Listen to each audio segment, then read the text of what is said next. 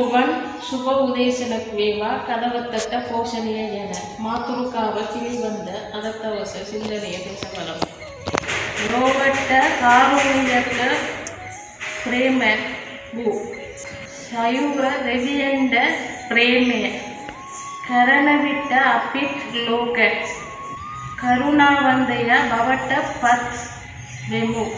අපි වැඩියෙන් ආදරය කරන තැනට අපි ළඟ වෙලා එයාගේ ස්වභාවය මගේම කරගන්නවය කරනවා මෙහෙම වුණාම අපි ඉස්සරහට කවුරු ආවොත් අපිට වාසියි.